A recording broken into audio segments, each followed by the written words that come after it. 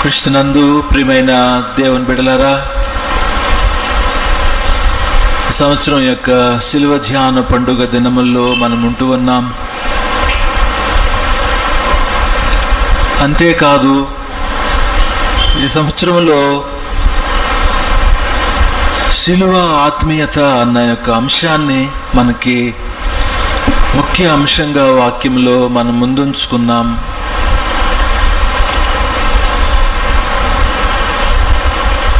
ఇక్కడ మనము చదువుకున్న లేఖనములో అపొస్తలుడైన పేతురు చేసిన మొదటి ప్రసంగము,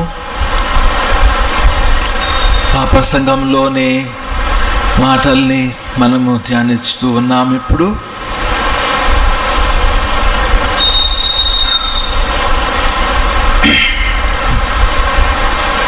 మీరు సిలువ వేసిన ఈ యేసుని దేవుడు ప్రభువుగాను క్రీస్తుగాను నియమించెను అని పేతురు అక్కడ ఉన్న ప్రజలందరితో ఆయన మాట్లాడుతూ ఉన్నాడు.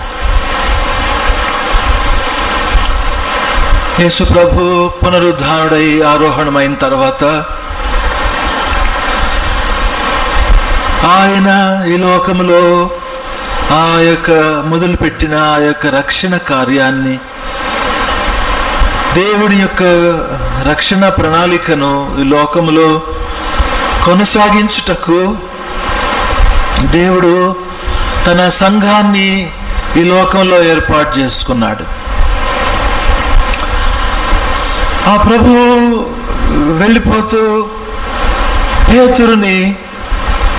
పేతురు నా గొర్రెల్ని కాయము, నా గొర్రెల్ని మేపుము అని ఆ అపొస్తలుడిని, ఆ శిష్యుడిని ఆయన సంఘానికి నాయకుడుగా నియమించినాడు. పేతురు పరిశుద్ధాత్మతో నింపబడిన వాడై ఒక గొప్ప ప్రసంగం ఒకటి చేస్తూ ఉన్నాడు. యేసు ప్రభు యొక్క శిలువ మరణాన్ని గురించి ఆయన మాట్లాడుతూ ఉన్నాడు. పైన మనము చదువుకుంటా వస్తే యోయేలు ప్రవక్త యొక్క ప్రవచనాన్ని గురించి వారికి గుర్తు చేశాడు. అంత్య దినములలో నా ఆత్మను కుమరించెదను. తరువాత ప్రసంగాలు మనం చూసినప్పుడు కీర్తనల గ్రంథములో నుంచి లేఖనాలని బోధించి, తరువాత మోషే యొక్క ప్రవచనాల గురించి మాట్లాడాడు.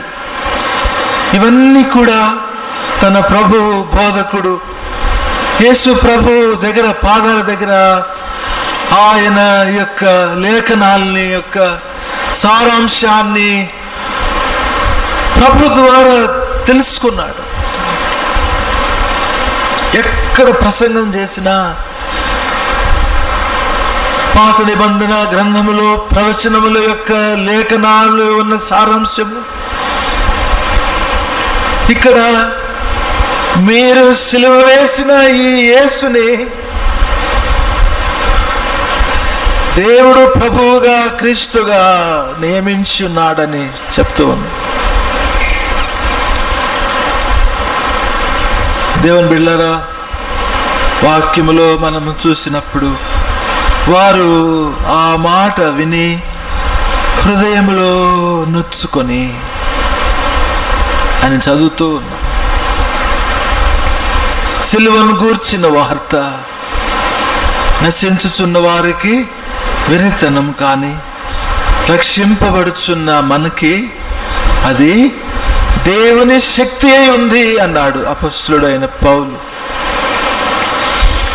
ఈ సిలువను గూర్చిన వార్తను వింటూ ఉన్నప్పుడు అక్కడ ఉన్న ప్రజల హృదయంలో వారు హృదయము నొచ్చుకున్నారని మనము వాక్యం చదువుతూ ఉన్నాం. వారి హృదయంలో ఒక కదలిక ఏర్పడింది, ఒక వేదన ఏర్పడింది. ప్రభు శిలువను గూర్చిన వార్తను విన్నప్పుడు ఆ మనుషుల హృదయంలో ఒక బాధ ఏర్పడింది. ప్రియమైన దేవుని బిడ్డలారా, ఈరోజు మన వాక్యాంశం కూడా ఈ సిలువ బాధ, సిలువలో దేవుడు అనుభవించిన బాధ ఒకవైపు ఉండగా,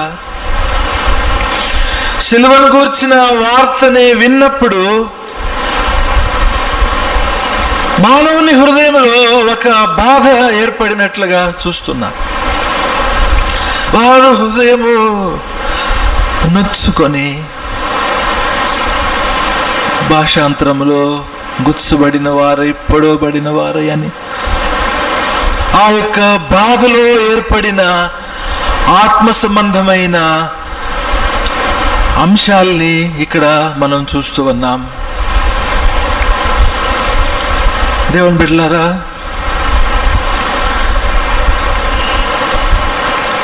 ఈరోజు ఈ సిలువను గూర్చిన వార్తలో ఈ రెండు విషయాల్ని మనము ఈ లేఖనంలో నుంచి మనం ధ్యానించినై ఉన్నాం. ఒకటి, సిలువలో దేవుడు పొందిన బాధ, సిలువను గూర్చిన వార్తను విన్నప్పుడు మానవుని హృదయంలో కలిగిన ఆ యొక్క బాధ. ఈ రెండు విషయాల్ని ఈరోజు మనము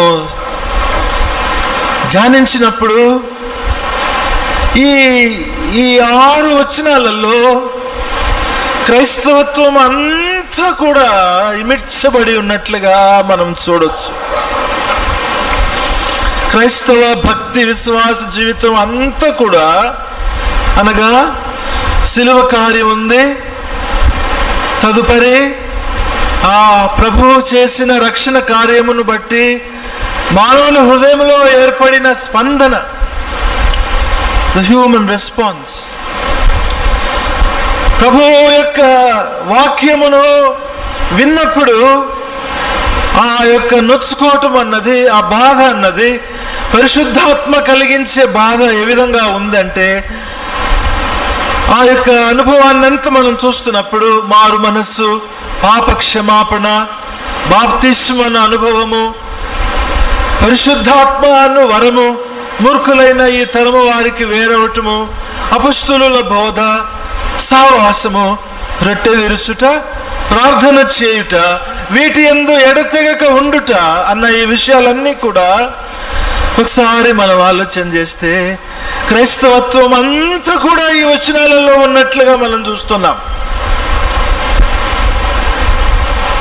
మొదటిదిగా ఈ సిలువను గూర్చిన వార్తని, ఈ సిలువలో దేవుని యొక్క బాధని మనము లేఖనాలలో ఏమై ఉందో మనము కొద్దిసేపు మనము ధ్యానం చేసినప్పుడు, ప్రియమైన దేవుని బిడ్డలారా, అక్కడ పై వచనములో పేతురు అంటున్నాడు, 23వ వచనములో, 2వ అధ్యాయము 23వ వచనములో, దేవుడు నిశ్చయించిన సంకల్పమును ఆయన భవిష్యత్ జ్ఞానమును అనుసరించి అప్పగింపబడిన అంటూ ఉన్నాడు. అనగా యేసు ప్రభు యొక్క సిలువ మరణము, ప్రభు సిలువలో పడిన పాటలన్నీ కూడా అవి ఇక్కడ అంటున్నాడు దేవుడు నిశ్చయించిన సంకల్పం. అది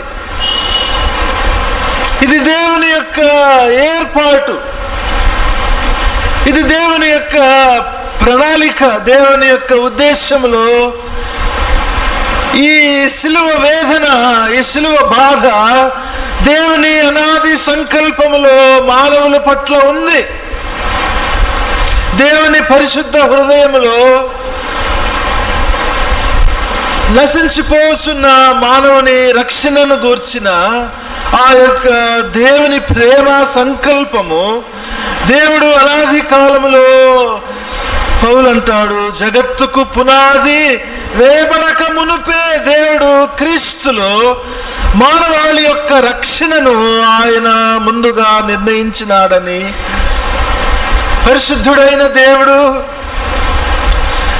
ఆయన పరిశుద్ధతలో నుండి పడిపోయిన మానవుని విమోచించుకోగలిగిన ఒక రక్షణ కార్యము, విమోచన, రక్షణ ఆయన కుమారుడు రక్షకుడైన యేసు క్రీస్తులో దేవుడు ఆయన అనాది సంకల్పము ముందుగానే నిర్ణయించిన దానిని బట్టి ఆయన భవిష్యత్ జ్ఞానము చొప్పున ప్రభు సిలువకు అప్పగించబడినాడని ఇక్కడ చెప్తూ ఉన్నాడు దేవుని బిడ్డ.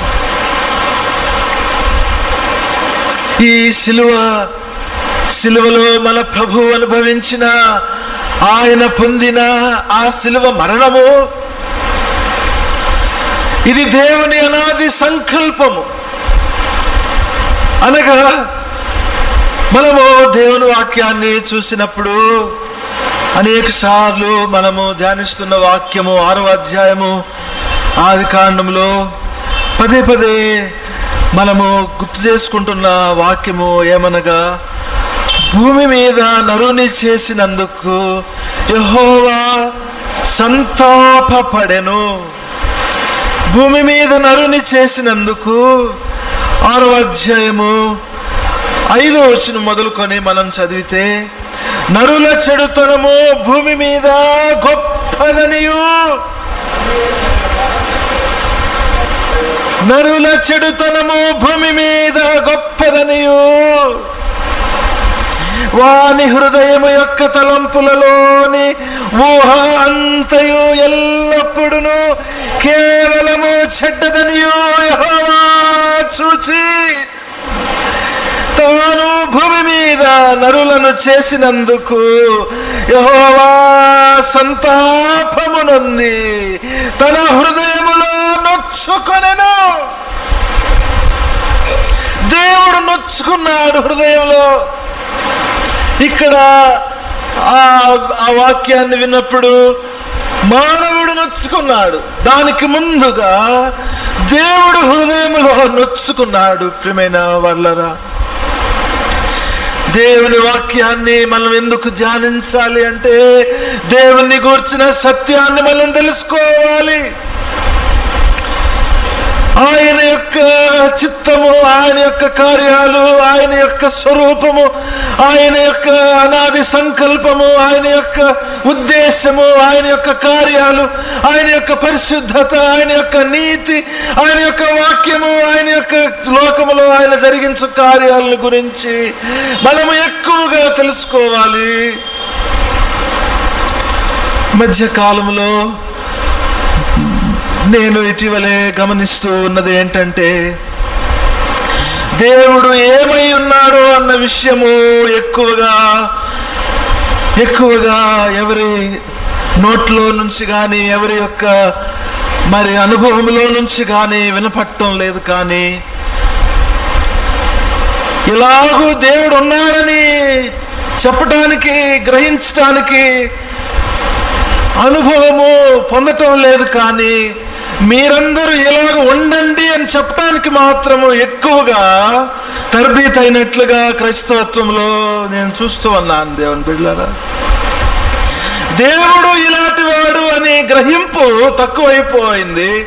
మీరందరూ ఇట్లా ఉండండి, ఇట్లా ఉండండి, మీరంతా ఎవరు మంచివాళ్ళు కాదు, మీరు ఇట్లా ఉండండి, ఇదా కరెక్ట్, అదా తప్పు, ఇదంతా ఇది అని చెప్పడానికి మాత్రమే ఎక్కువైన అనుభవము, ఎక్కువైన తర్బీతు, ఎక్కువైన బోధ, ఎక్కువైన మరి ఆవేశము, ఎక్కువైన ఉద్రేకము, ఎక్కువైన లోతు, ఎక్కువైన మరి కోరిక ఇతరులను ధర్మశాస్త్రోపదేశకులుగా ఉండుటకు అని పౌలు అంటాడు తిమోతికి రాస్తూ.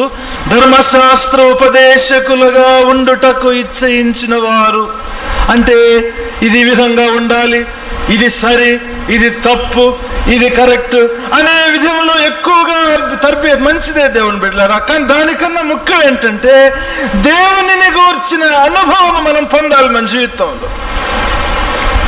దైవ సత్యాన్ని మనం తెలుసుకోవాలంటే దేవుని వాక్యాన్ని ఆయన పాదాల దగ్గర ఆత్మదేవుని ప్రేరేపణలో మనము కనిపెట్టినప్పుడు దేవుడు తన్ను తాను మనకు బయలుపరుచుకుంటాడు. ఇక్కడ దేవుడు హృదయము నొచ్చుకున్నాడు. అది ఆయన శిలువ. ప్రియమైన దేవుని బిడ్డలారా, మన యొక్క పాపము, మానవుని యొక్క చెడుతనము, దేవుని హృదయమును ఆయన నొచ్చుకున్నాడు. దేవుడు వేదన పడ్డాడు, ఆయన బాధపడ్డాడు, ఆయన ఆయాసపడ్డాడు అని మనం చూసినప్పుడు, ప్రియమైన దేవుని బిడ్డలారా, ఈ మాటని హెబ్రీ పత్రికలో రాస్తూ అక్కడ మనము 6వ అధ్యాయం 5వ వచనంలో చూస్తూ ఉన్నాం కదా, పాపము మనము చేసినప్పుడు మనుష్య కుమారుని మనము సిలువ వేయుచూ ఉన్నామని, పాపము దేవుని సిలువకు దారి తీసిందని మనము చూడొచ్చు. 6వ అధ్యాయం 5వ వచనం హెబ్రీలకు రాస్తూ, దేవుని దివ్య వాక్యమును, రాబో యుగ సంబంధమైన శక్తుల ప్రభావమును అనుభవించిన తరువాత తప్పిపోయిన వారు తమ విషయములో దేవుని కుమారుని మరలా సిలువ వేయుచు బాటముగా ఆయనను అవమానపరచుచున్నారు. అనగా తప్పిపోయిన వారు అంటే మరలా పాపం చేస్తూ ఉన్నట్లయితే మరలా ఏం చేస్తున్నాము మనమని లేఖనం సెలవిస్తుందంటే, మన పాపము దేవుని హృదయంలో ఎటువంటి బాధగా ఉందంటే, ఆయనను మరలా మనము సిలువ వేస్తున్నంత బాధ మనం చూస్తున్నాము.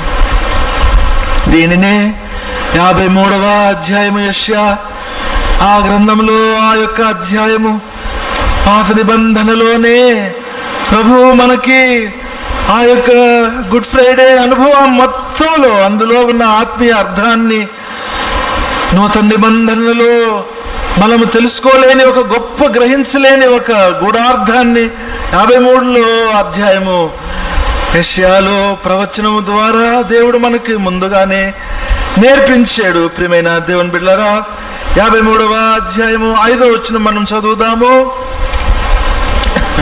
53వ అధ్యాయము 5వ వచనంలో, మన అతిక్రమ క్రియలను బట్టి అతడు గాయపరచబడెను. సిలువలో యేసు ప్రభు పొందిన గాయములు, దేవుని కుమారుడు లోకములోనికి పాపులను రక్షించుటకు మనుష్య కుమారుడు లోకములోనికి వచ్చెను. నశించిన దానిని వెతకి రక్షించుటకు మనుష్య కుమారుడు లోకములోనికి వచ్చెను. దేవుని బిడ్డలారా, మన అతిక్రమ క్రియలను బట్టి అతడు గాయపరచబడెను. దేవుని హృదయం నొచ్చుకుంటాడు మన అతిక్రమాలు. ఆ యొక్క దృశ్యాన్ని ఆ గాయముల ద్వారా దేవుడు బయలుపరిచాడు.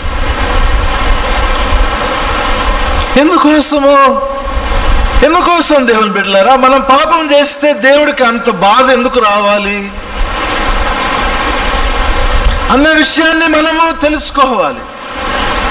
పాపము మనము మన జీవితంలో జరిగించి, దావీదు జీవితంలో 51లో అంటాడు, నీ ఎదుటనే, కేవలము నీ ఎదుటనే నేను పాపము చేసి నీ దృష్టికి విరోధముగా నేను చెడుతనము చేసి ఉన్నాను.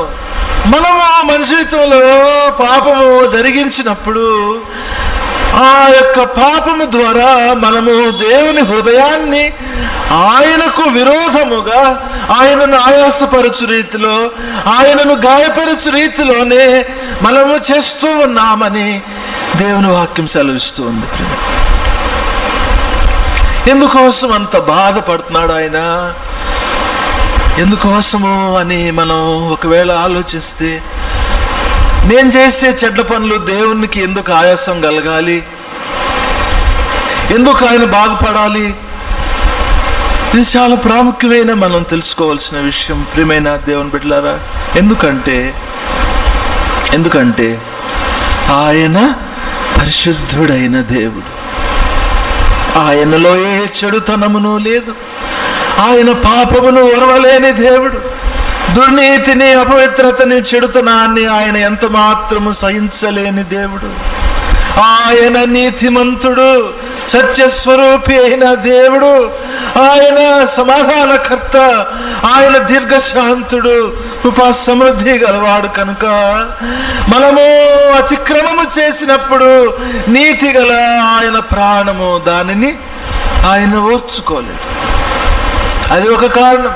రెండవ కారణం ఏంటంటే మనము పాపము చేసినప్పుడు మనము నశించిపోతాము. పాపము వలన మన జీవితానికి మనం కీడు చేసుకుంటాం. మన జీవితంలో దేవుని వాగ్దానాన్ని మనం అతిక్రమించినప్పుడు దాని వలన మన జీవితానికి నష్టము. మన జీవితాన్ని మన చేతులతోనే మనం పాడు చేసుకుంటాం. కాబట్టి చూస్తూ దేవుడు దానిని ఓర్వలేడు. భక్తిహీనుడు నశించుట నాకు ఇష్టం లేదు. నా బిడ్డ, నీవు నీ జీవితంలో పాపం చేసినప్పుడు నా పరిశుద్ధ హృదయము దానిని నేను ఓర్వలేను. మనమే ఓర్వలేము. ప్రియమైన వర్లరా, మనం ఎంత మాత్రం మంచి వాళ్ళం, ఎంత మాత్రం మంచి వాళ్ళం. మనము ఇతరుల యొక్క పాపాన్ని ఎంత మాత్రం మనం కదా. నాతాను వెళ్ళి దావీదుతో మాట్లాడి ఒక కథ చెప్పాడు. దావీదు దగ్గర ఒకడు పొరుగు వాళ్ళ ఇంట్లో ఒక చిన్న గొర్రె పిల్లని తీసుకొని దాన్ని సంహరించినాడంటే దావీదు ఏమన్నాడు? అట్టివాడు మరణానికి పాత్రుడు. ఎవరో పాపం గురించి ఎంత కోపమో, ఎంత ఆగ్రహమో, ఉగ్రత. ప్రియమైన దేవుని బిడ్డలారా, అంటే మన న్యాయ విమర్శన, నీతి, మనము ఇతరులను మనమే ఓర్వలేము. దేవుడు ఎంత మాత్రం ఓర్వలేడు. ఆ మనుష్యుడు నీవే దావీదు. ఉదయకాలం ప్రియమైన దేవుని బిడ్డలారా, ఆ మనుష్యుడు నీవే. ఆయన అంటున్నావు, నా హృదయం ఎంతగా నొచ్చుకున్నాను నీకు తెలుసా? మన అతిక్రమ క్రియలను బట్టి ఆయన మొత్తబడెను. తర్వాత 5వ వచనము, మన దోషములను బట్టి నలుగగొట్టబడెను. మన సమాధానార్థమైన శిక్ష అతని మీద పడెను. అతడు పొందిన దెబ్బల చేత మనకు స్వస్థత కలుగుచున్నది. మనందరము గొర్రెల వలె త్రోవ తప్పిపోతిమి. అయ్యో, మనమందరము గొర్రెల వలె త్రోవ తప్పిపోతిమి. మనలో ప్రతివాడును ఈ వాక్యములు వింటూ ఉన్నప్పుడు ఆ ఇశ్రాయేలీలు ఆ రోజు పేతురు మాట్లాడుతుంటే, అయ్యా ప్రజలారా, అయ్యో మీ నిమిత్తమే సిలువ వేయబడ్డాడు ప్రభు అని చెప్పినప్పుడు వారు హృదయములో వారు దేవుడు నొచ్చుకున్నట్లుగా వారు కూడా నొచ్చుకున్నారు. ఈ కాలము ఈ వాక్యాన్ని మనం చదువుతున్నప్పుడు మనమందరము గొర్రెల వలె త్రోవ తప్పిపోతిమి. మనలో ప్రతివాడు తనకిష్టమైన త్రోవకు తొలిగెను. యెహోవా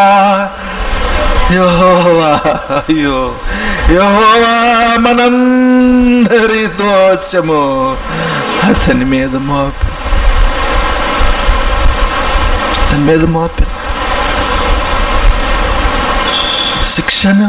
శిక్షను విధించిన వాడెవడు? ధర్మశాస్త్రము విధించిన వాడెవడు? ధర్మశాస్త్ర కర్త ఎవరు? వాళ్ళు అంటున్నారు, మోషే ధర్మశాస్త్రములో ఈమె మరణానికి పాత్రురాలు కదయ్యా, చెప్పు నువ్వు అంటున్నాడు. వాళ్ళు వచ్చి ఆయన దగ్గర, ఈమె మరణానికి పాత్రురాలు. ఎవరు చెప్పారు ఈ మాట? ఎవరు ధర్మశాస్త్రాన్ని ఇచ్చింది? దేవుడే కదా. మరణానికి పాపము వలన వచ్చు జీతము మరణము అని విధించింది ఎవరు? నువ్వా నేనా? ఎవరు ధర్మశాస్త్రాన్ని నియమించింది? ఆయనే. నీతిగల దేవుడు, ధర్మకర్త, సర్వయుగ యుగములు నీతి న్యాయములను జరిగించును పరిపాలకుడు. ఆయన నియమించిన విధి అది. పాపము చేయువాడు మరణానికి పాత్రుడని. అయితే ఆ శిక్షను భరించింది ఎవరు? మనందరి పాపము యెహోవా ఆయన మీద మోపెను. ఇదిగో లోక పాపము మోసుకొని పోవు దేవుని గొర్రెపిల్ల. మనందరి పాపము యెహోవా ఆయన మీద మోపెను. ప్రియమైన దేవుని బిడ్డలారా, ప్రియమైన దేవుని బిడ్డలారా, ఉదయకాలం ఇది సిలువలో దేవుడు ఆయన హృదయంలో ఆత్మలో పొందిన వేదనని శరీర రూపంలో లోకానికి బయలుపరిచాడు. పేతురు చెప్తున్నాడు, ఆయన వారితో మాట్లాడుతున్నాడు, అయ్యా మీరే సిలువ వేశారు, మీరే సిలువ వేశారు. ఈ వెనకాల అధ్యాయానికి వస్తే మనము మరలా ఒకసారి యూదులతో ఆయన మాట్లాడుతూ ఏమంటాడంటే 15వ వచనంలో 3వ అధ్యాయం అపొస్తలుల కార్యము 3వ అధ్యాయం 15వ వచనంలో, మీరు సమానాద జీవాధిపతిని చంపితిరి గాని దేవుడు ఆయనను మృతులలో నుండి లేపెను, అందుకు మేము ఆయన 17వ వచనం చదువుదాం. 17 సహోదరులారా, మీరును మీ అధికారులను తెలియక చేసితిరి, తెలియక చేసితిరి. మీకు తెలియలే, మీరేం చేశారో మీకు తెలియదు. యాక్చువల్లీ చేశామైతే ఈ మాటలు వారికి మాత్రం కాదు. ప్రియమైన దేవుని బిడ్డలారా, ఇక్కడ కూడి ఉన్న మన జీవితంలో దేవుడు మనతో ఈ లేఖనాన్ని మన ముందు ఉంచుతూ ఈరోజు పరిశుద్ధాత్మ దేవుడు సర్వమానవాళికి చెప్తున్న మాట ఏంటంటే, నా బిడ్డలారా మీరు తెలియక చేశారు. తెలుసని మనం అనుకుంటున్నాం కానీ దాని అంతరార్థము, ఆ శిలువ మరణం వెనకాల ఉన్న దాని పూర్ణ భావము ఏ నరుడు కూడా పూర్తిగా గ్రహించలేడు.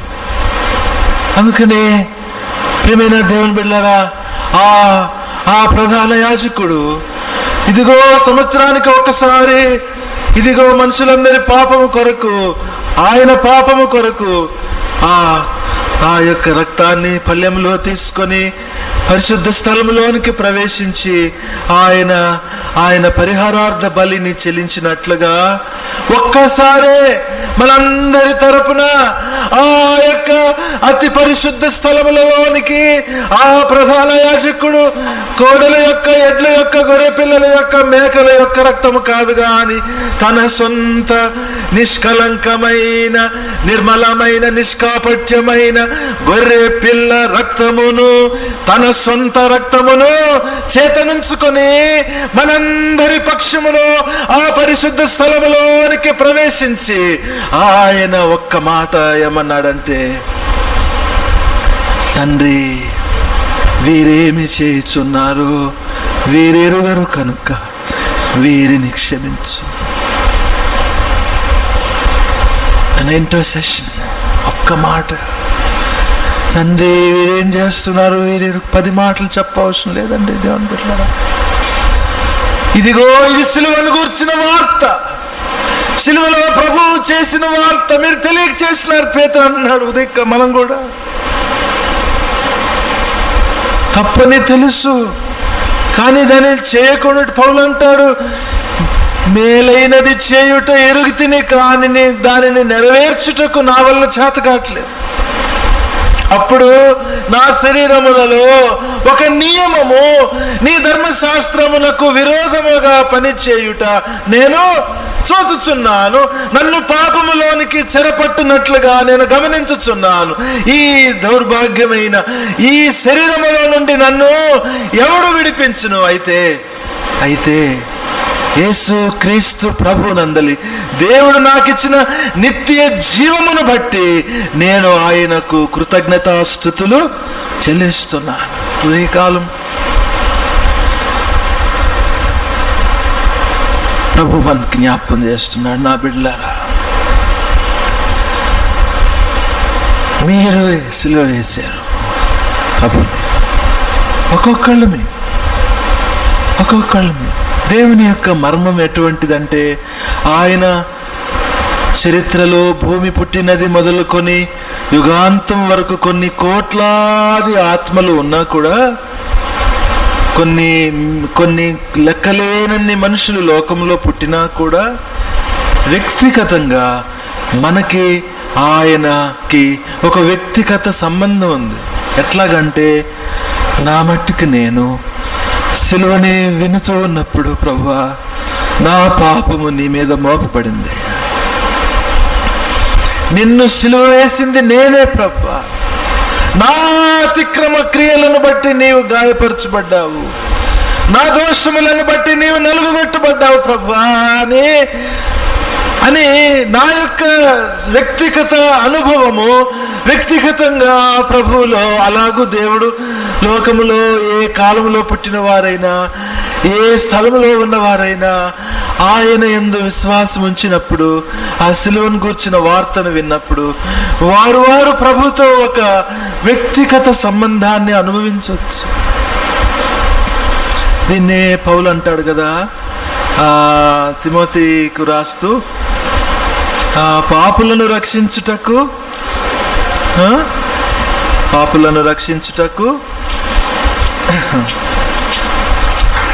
మొదటి అధ్యాయము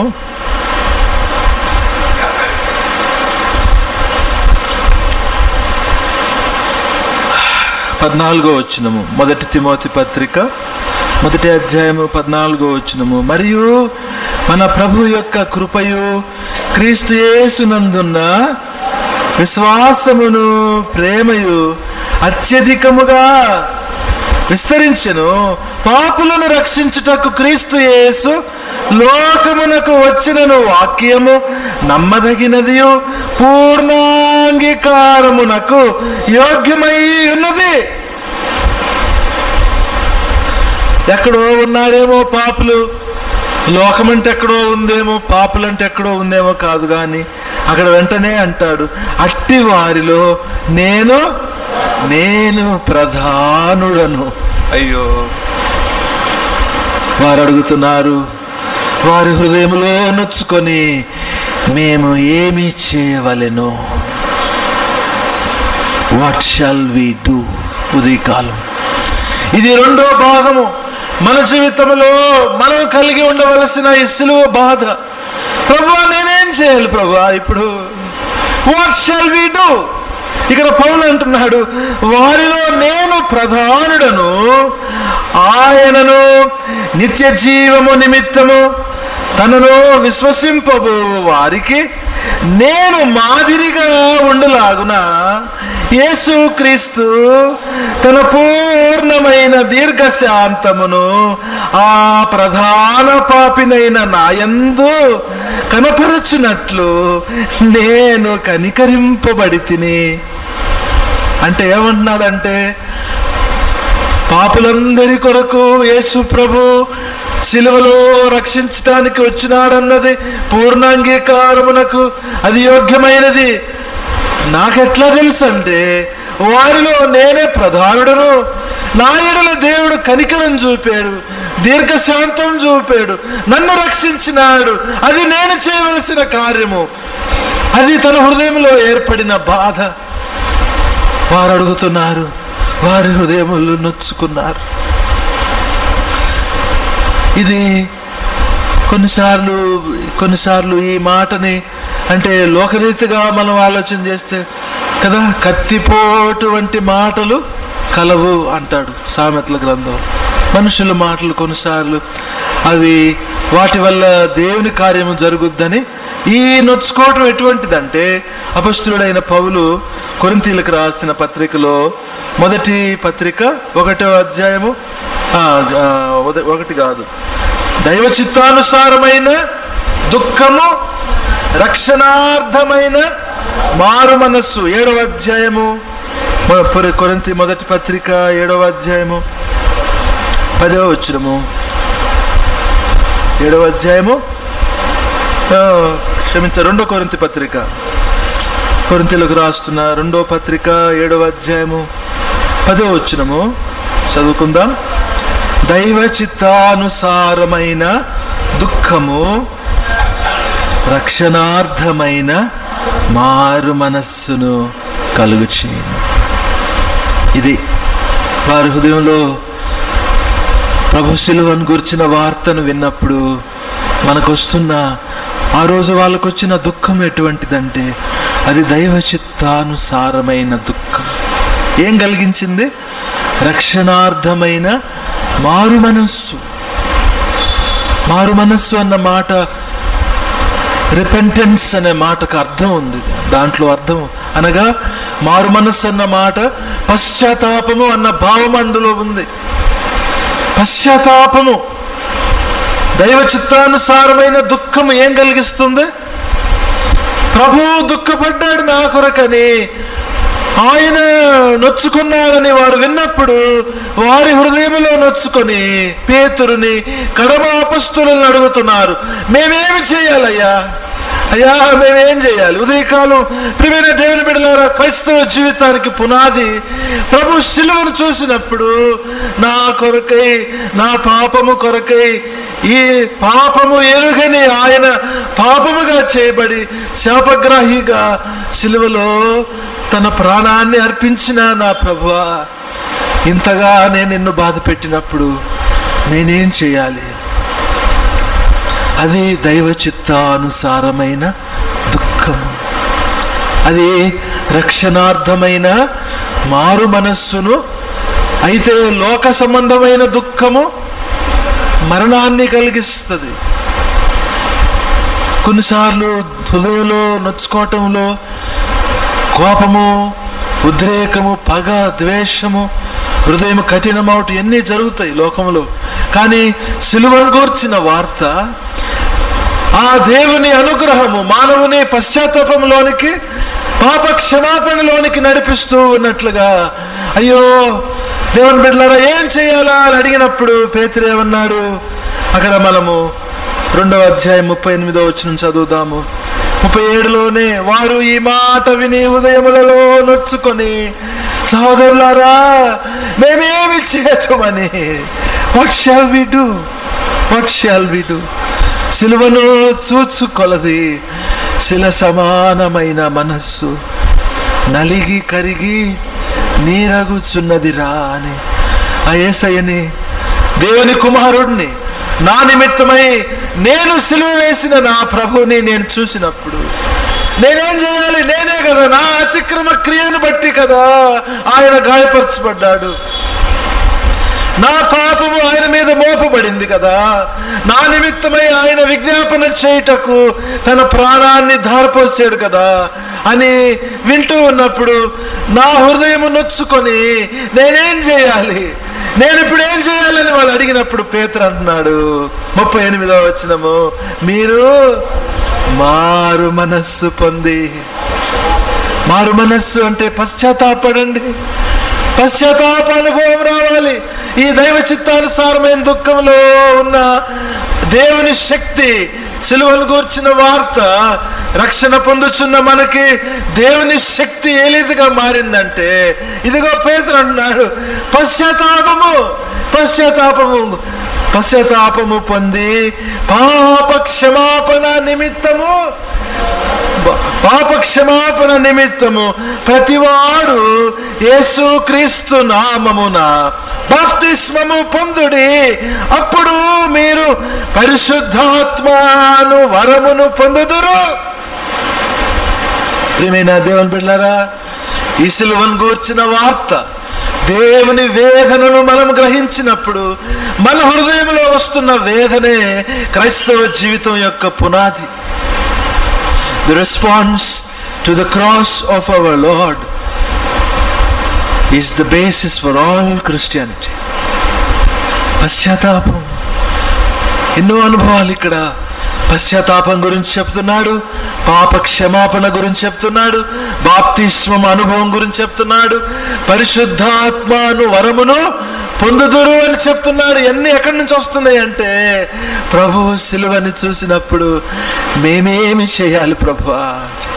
పేతురు చెప్తున్నాడు, పశ్చాత్తాపడండి, పాప క్షమాపణ పొందండి, బాప్తిస్మ అనుభవం పొందండి, పరిశుద్ధాత్మను వరమును మీరు పొందుతారని ఆ సిలువలో నుండి దేవుడు మనకు అనుగ్రహించిన దేవుని శక్తి ఇదే. ప్రియమైన దేవుని బిడ్డలారా, పశ్చాత్తాపాన్ని గురించి, పాప క్షమాపణను గురించి అపొస్తలుడైన పేతురుకు బాగా తెలుసు కదా కదా విస్తారమైన చేపలు పడినప్పుడు పేతురు ఏమన్నాడండి? అయ్యో, దేవుడు నన్ను గొప్పగా దీవించాడు, నేను చాలా గొప్పవాడిని, నీతిమంతుడిని అనుకున్నాడా? ప్రభా, నేను పాపాత్ముడను, నా యొద్ద నుండి నువ్వు పొమ్మని వేడుకున్నాడు. ఆయన పాదాల మీద పడ్డాడు, తన పాప స్థితిని గ్రహించాడు. పేతురులో ఉన్న గొప్పతనము ఆయన పశ్చాత్తాపము. దేవుని బిడ్డలారా, ముమ్మారులు ఆయన ఎరుగనని బొంకినప్పుడు, ఇదిగో మనం చదువుతున్నాం కదా, పేతురు వెలుపలకు వెళ్ళి సంతాపపడి ఏడ్చాడు. పేతురు, మన పిల్లలు ఒకసారి ఈ నాటికని ఈ మన చర్చి హాల్లో వేస్తున్నప్పుడు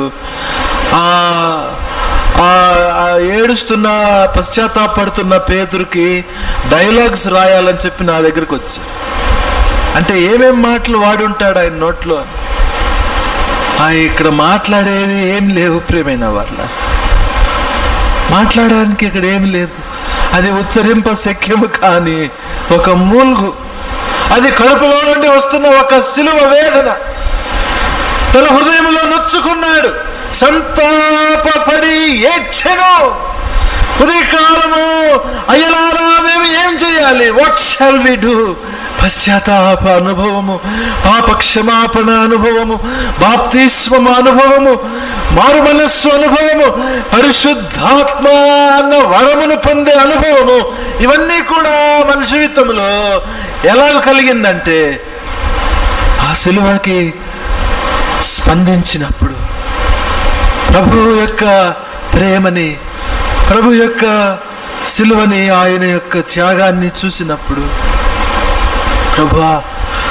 ప్రభా నేనేం చేయాలి అన్న యొక్క ప్రశ్న వారిలోకి వచ్చినట్లుగా మనం చూస్తూ ఉన్నాం. ఈ అనుభవాలన్నీ ఆ ప్రశ్నలో నుండి వస్తున్నట్టుగా మనం చూస్తూ ఉన్నాం. ప్రియమైన దేవుని బిడ్డలారా, ఉదయకాలము మనం తెలుసుకోవాల్సిన విషయం ఏంటంటే, ఈ ప్రభువుని సిలువ వేసింది నేనే. I crucified my Lord. నా పాపము ద్వారా, నా దోషము ద్వారా, నా అతిక్రమము ద్వారా పరిశుద్ధుడైన దేవునిని నేను పాట పాడాం కదా ఇందాక, పట్టి కట్టి కొట్టి నెట్టి. ఎవరు ఈ పనులు చేసింది? ఎవరండి? పట్టి కొట్టి, పట్టి కట్టి కొట్టి, పట్టి కట్టి కొట్టి నెట్టి. ఎవరు చేసింది పనులు? మనం కాదు, మనం కూడా డేంజర్ అయిన మాటే. నేను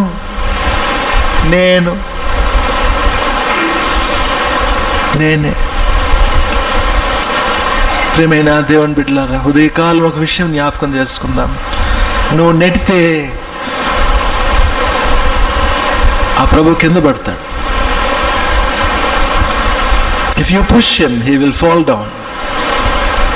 You know that? అంటే నీకన్నా శక్తి గలవాడు కాదని కాదు, నీకన్నా నాకన్నా బలమైన వాడని కాదు, బలహీనుడని కాదు. నువ్వు సిలువేస్తే సిలువకు అప్పగించుకుంటాడు అంతే. అది you can ill treat him. ఆయనను ఇష్టం వచ్చినట్లుగా మనం అవమానపరచవచ్చు. మనుష్య కుమారుడు పాపుల చేతికి తను తాను అప్పగించు. He gave himself to me in my life. ఆయన తను తాను నాకు అప్పగించుకుంటే, నేను ఆయనను దూషించి, ఆయనను పట్టి కొట్టి నెట్టి తిట్టి ఉమ్మివేసి గాయపరిచి ఆయనను మరణపాలు చేసిన వాడిని నేనే. You can do that. స్కూల్లో క్లాస్లో చాలా మంది పిల్లలు ఉంటారు. కానీ నేను చూస్తూ ఉంటాను కొన్నిసార్లు స్కూల్కి వెళ్ళినప్పుడు ఒకరిని పట్టుకొని అందరు కొడుతూ ఉంటారు. ఒకరిని మాత్రం వాడిని వంచి, వాడి చేయి తిప్పి, వాడి పుస్తకం విసిరేసి, వాడు వాటర్ బాటిల్ విసిరేసి, ఏ వద్దురా వద్దురా వద్దురా అన్నా కూడా వాడు బలహీనుడు అనమాట.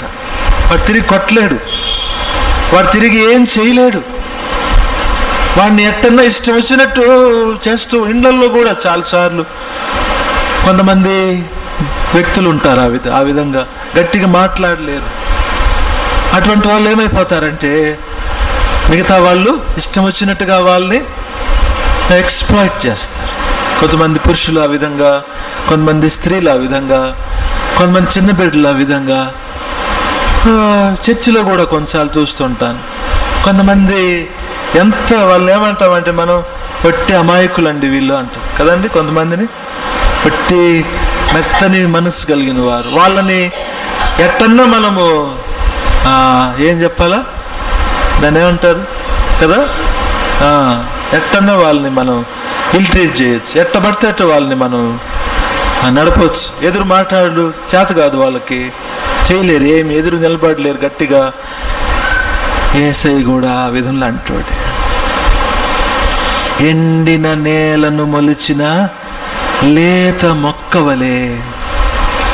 53వ అధ్యాయంలోనే ఉంది అది.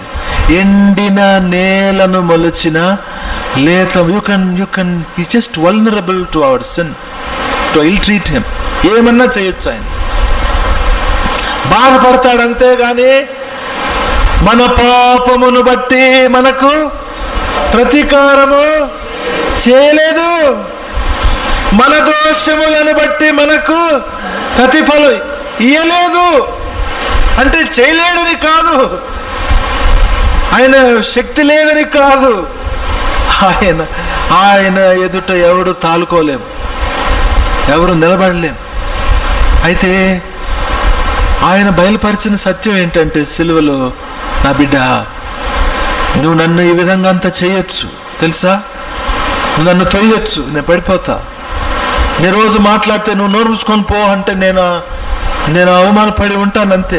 నన్ను పిడిగుద్దులు నువ్వు గుద్దొచ్చు, నా ముఖంలో చెంపల మీద నువ్వు కొట్టవచ్చు, నన్ను అవమానపరచవచ్చు తెలుసా, నా జీవితం ద్వారా.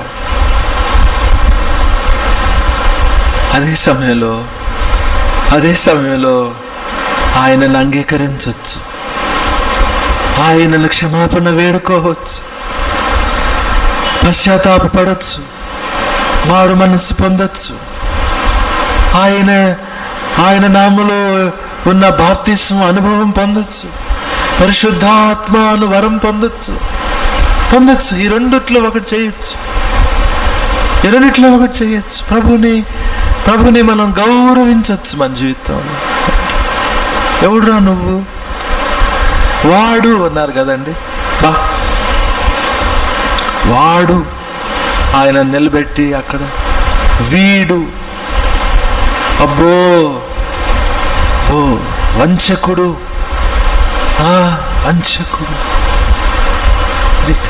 ఎంత ద్వేషం వెళ్ళబుచ్చారు. ఎవరు వాళ్ళు కాదు, నేనే నా జీవితంలో నేను ఆయనంత అవమానపరిచాను. Just because he such a gentleman, such a gentleman. Just because he's so humble, he makes himself vulnerable. మన దుష్టత్వము ఆయనను వేదన పరిచింది, ఆ వేదనను ఆయన భరించుకున్నాడు. అంతేగాని బొచ్చు కత్తిరించు అని ఎదుట గొర్రె మౌనముగా అవమానపరిస్తుంది. నేనండి, ఎవరో కాదు. చాలాసార్లు ఆ యొక్క లేఖనాన్ని ప్రభువుని ఏమన్నా కూడా ఆయన ఏమనలేదు, కాబట్టి మీ అందరికి ఎవరికి ఓర్పు లేదు, మీరు ఓర్పు నేర్చుకోండి అన్న యొక్క సందేశాన్ని చాలా బలంగా మనము వాడుతూ ఉంటాం. కానీ ప్రభు హృదయాన్ని దుఃఖపరిచింది నేను, ఆయనను అవమానపరిచింది నేను. ఆయనను గాయపరిచింది నేను. నా జీవితం ద్వారా, నా మాటల ద్వారా, నా ప్రవర్తన ద్వారా, నా యొక్క నడత ద్వారా దేవుని హృదయాన్ని మీరు సిలువ వేసిన యేసు నేనేం చేయాలి ప్రభువా? తెలియక చేసే బిడ్డ ఏం చేసేది? నేనేం చేయాలి ప్రభువా? నువ్వేం చేయొచ్చు? నన్ను అంగీకరించవచ్చు, మారు మనస్సు పొందొచ్చు, పశ్చాత్తాప పొందొచ్చు, బాప్తిస్మ అనుభవం పొందొచ్చు, పరిశుద్ధాత్మ అనుభవం పొందొచ్చు. ఇక అనేక సంగతులతో వారికి సాక్ష్యం ఇచ్చుచు మూర్ఖమైన ఈ తరములో నుండి మీరు వేరవుడి అని చెప్పి వారందరికీ ఆయన బాప్తిసం ఇచ్చినప్పుడు 3,000 మంది వారు అపొస్తలుల బోధయందు, సావాసమందు, రొట్టె విరుచుట యందు, ప్రార్థించుట యందు ఎడతెగక ఉండిరి. ఎవరు వీళ్ళంటే, ప్రభువా what shall I do lord? నీ సిలువ వేదన నా జీవితంలో, నీ సిలువకు నేను నా సిలువ వేదన, నేను ఎత్తుకోవలసిన సిలువ ఈ పశ్చాత్తాప అనుభవం, ఈ మారు మనస్సు అనుభవం, ఈ బాప్తిస్మం అనుభవము, పరిశుద్ధాత్మ ఆయన సన్నిధిని పొందే అనుభవము. వందించి పోయిచ్చి కాదు, వరువారు పోవారు కాదు. అయ్యో, ఆయన మీతో ఎల్లప్పుడూ నివాసము చేయును, ఆయన నన్ను గూర్చి మీకు సాక్ష్యమిచ్చును. నేను మీతో ఏ సంగతులు ఆజ్ఞాపించితినో వాటన్నిటిని గూర్చి మీకు జ్ఞాపకము చేయి. ఇన్ఫాక్ట్ దేవుని యొక్క అనుభవం అంతటిని ఆయన ఆత్మ ద్వారా, అనగా పరిశుద్ధాత్మ ద్వారా మన జీవితంలో, మన హృదయంలోనికి దేవుడు ఆ సిలువ ద్వారా తీసుకొని వస్తున్నాడు. ప్రియమైన దేవుని బిడ్డలారా, సిలువలో ఆయనను సిలువ వేసింది నేనని నేను గ్రహించిన తర్వాత, నేను దేవా నీ హృదయాన్ని నేను నొచ్చుకునేటట్టుగా చేశానయ్యా.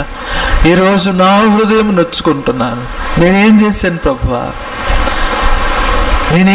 ప్రభువా అని వారు అడిగినప్పుడు పేతురు అంటున్నాడు, పశ్చాత్తాపపడండి బిడ్డలారా.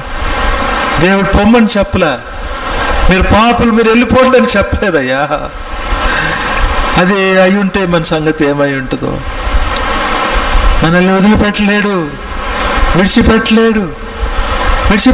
వదిలిపెట్టలేడండి. ఆయన మనల్ని రక్షించడానికి చివరి దాకా వచ్చాడు, తన ప్రాణాన్ని ఇచ్చాడు. ఇప్పుడు మనము ఏమి చేయాలా అన్న ఆ సిలువ బాధ మనకు రావాలా. వచ్చినప్పుడు ఈ అనుభవాలన్నీ క్రైస్తవ అనుభవాలు ఇవన్నీ కూడా కదా, పశ్చాత్తాపము, పాపక్షమాపణ, బాప్తిస్మము, పరిశుద్ధాత్మ అనుభవము, అపొస్తలుల బోధ, సహవాసము, రొట్టె విరుచుట, ప్రార్థన చేయుట, ఇవన్నీ ఎక్కడున్నాయి? క్రైస్తవ జీవితంలోనే. కాబట్టి క్రైస్తవ జీవితమే ప్రభువు శిలువ బాధకి మన వంతు, మనం సమర్పిస్తున్న మన యొక్క వంతు. అది Christian life is response to the cross. దేవుని ప్రేమకి, దేవుని యొక్క వేదన, దేవుని యొక్క బాధని మనం ఎరిగిన వారుగా ఇంకా మన జీవితంలో ఆయనను మనం వేదన పరచటము మంచిది కాదు. ప్రియమైన దేవుని బిడ్డ, ఆ విషయాన్ని మనం తెలుసుకోవాలి. మన జీవితంలో మనం చేస్తున్న చెడ్డ పని దేవుని హృదయాన్ని, అందుకే దావీదు తర్వాత ప్రార్థన చేస్తాడు కదా, ప్రభువా నన్ను బాగుగా పరిశోధించి తెలుసుకొనుము, నీకు ఆయాసకరమైంది నా యందు ఏమైనా ఉన్నదేమో దాన్ని తీసివేసుకోవడానికి సహాయం ఉంటుంది. మనిషి మాత్రులుగా ఉండొచ్చు, శరీరధారిలో ఉన్నాం కాబట్టి. అందుకని ఈ అనుభవాలు కొనసాగించాలనే ఈ నాలుగిటిని, అపొస్తలుల బోధ, సహవాసము, రొట్టె విరుచుట, ప్రార్థనట్లో, ఈ నాలుగిట్లో మనం ఉన్నప్పుడు ఈ అనుభవాలు, ఈ పశ్చాత్తాపము, పాపక్షమాపణ, బాప్తిస్మ అనుభవం అంటే ఒకమారు స్నానము చేసిన వాడు మరలా స్నానము చేయక్కర్లేదు, కానీ తన కాళ్ళను పాదములు కడుక్కోవాలి అని బల్ల దగ్గర, ప్రభు బల్ల భోజనం దగ్గర శిష్యుల పాదాలని కడిగినట్లుగా బాప్తిస్మ అనుభవం యొక్క ఆ యొక్క శుద్ధీకరణ, ప్రభు మన పాదాలని ఆ బల్ల దగ్గర మనము విమర్శించుకొనిన ఎడల, మనము దేవుని సన్నిధిలో ఒప్పుకొనిన ఎడల ఆయన మనలను క్షమించి సమస్త దుర్నీతిలో నుండి మనలను పవిత్రులుగా చేయును అన్న ఆ అనుభవము కొనసాగాలి. ఇది మన జీవితంలో మనం కలిగి ఉండవలసిన ఆ సిలువ నొచ్చుకోవటం, సిలువ బాధ, దైవ చిత్తానుసారమైన దుఃఖం. దేవుడి మాటల ద్వారా మనల్ని ఆస్వాదించును.